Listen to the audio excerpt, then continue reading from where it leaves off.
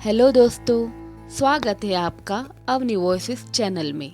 अगर आप इस चैनल पे नए हो तो इस चैनल को सब्सक्राइब ज़रूर कीजिए।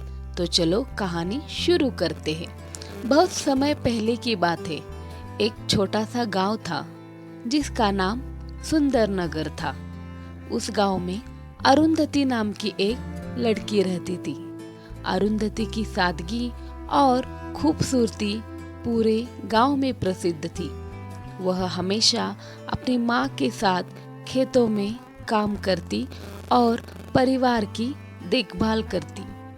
उसकी माँ एक शानदार नजरिया और साहस की मिसाल थी।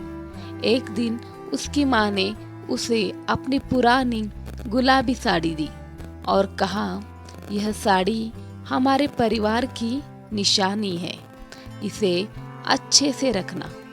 अरुंधति ने साड़ी को बहुत ही स्नेह से संभाल कर रखा।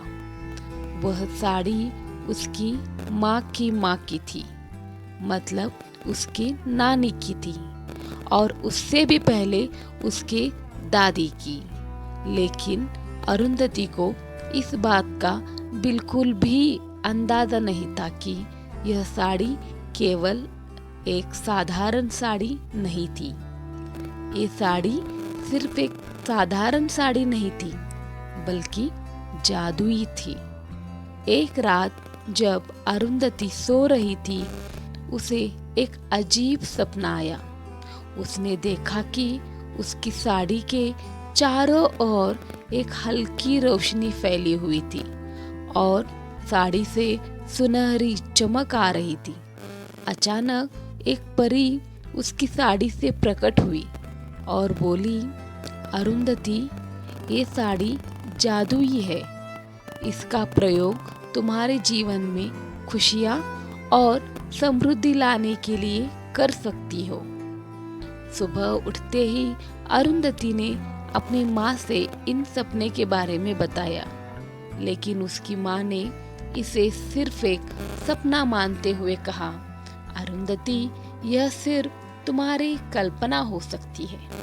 माँ ने कहा, अरुंधति, यह सिर्फ तुम्हारी एक कल्पना हो सकती है, परंतु अगर तुम्हें विश्वास है तो इस साड़ी को पहनने में कोई हर्ज नहीं है। अरुंधति ने उस साड़ी को पहन लिया और उसके बाद जो हुआ वह वाकई आश्चर्यचकित करने वाला था। जब वह खेत में काम करने गई तो वह हर पौधे को छूने से तुरंत फल और फूल से भर गया। उसका पूरा खेत हरा भरा और सुंदर हो गया। गांव के लोग ये चमत्कार देखकर अचंभित हो गए और अरुंधति की खूब तारीफ करने लगे। कुछ समय बाद गांव में सूखा पड़ा। सारी फसलें बर्बाद हो गई और लोग बहुत परेशान हो गए। गांव के बुजुर्ग अरुंधति के पास आए और उसे कहा, अरुंधति, तुम्हारी साड़ी में जादुई ताकत है, क्या तुम हमें बचा सकोगी? अरुंधति ने सोचा और कहा, मैं कोशिश जरूर करूंगी। अरुंधति ने अपनी साड़ी पहनकर खेतों में गई। सारी जमीन पर हाथ फेरा। अचानक आकाश में बादल छा गए और बारिश शुरू हो गई। पूरे गांव में खुशी की लहर दौड़ गई। सभी ने अरुंधति को धन्यवाद दिया और उसकी साड़ी की खूब तारीफ की। गांव के राजा को भी इस चमत्कार के बारे में पता चला।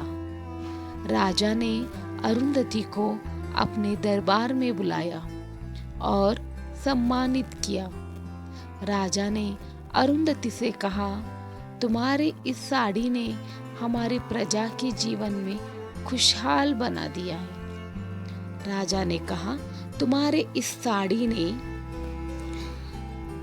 प्रजा की जीवन को खुशहाल बना दिया।